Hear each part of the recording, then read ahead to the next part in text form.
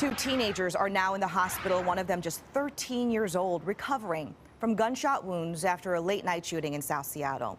This happened on Yesler Way, just east of I-5, not far from Harborview, where the teens are being treated today. Fox 13's Nia Wong is following the story for us. She's joining us live. But first, Nia, how are those kids doing? Both of them are alive tonight, and a Harborview spokesperson tells me the 13-year-old is in satisfactory condition, but the 18-year-old is in the ICU.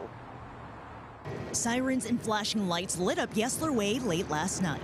I would say, yeah, this is a hot spot. Two teenagers are the latest victims of gun violence in the Pioneer Square area. Police say both were shot in the leg behind a bus shelter. One victim ran towards First Avenue, and then the second victim ran up this way.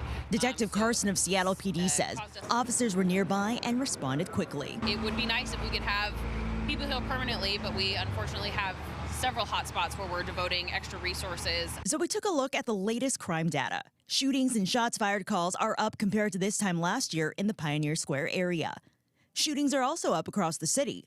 Yet, when it comes to violent crime citywide, they're actually down from a year ago. We're usually out of the salon by 8:39, so by the time 10 o'clock rolls around, it's a completely different environment. Lindsay Phelps works as the artistic director for Gary Manuel Salon, just around the corner from where last night's shooting happened. We love Seattle and want to see it come back, but it's always hard when you're hearing about any kind of violence or shootings around the area. She says she's actually seen more security and police presence in Pioneer Square. So they come down and they check and say, how are you guys doing? Adding how there's been more of a community in the last couple of months. Where we're at is fairly good, but you only have to go a block up or a block down. And, we would hope that the city would kind of see that some of that stuff needs to be turned around. When it comes to the block where the teens were shot, Seattle PD says its gun violence reduction unit is investigating.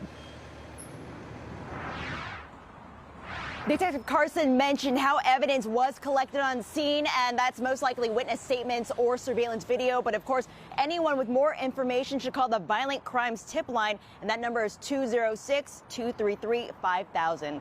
For now, reporting live in Seattle, Nia Wong, Fox 13 News. Thank you, Nia.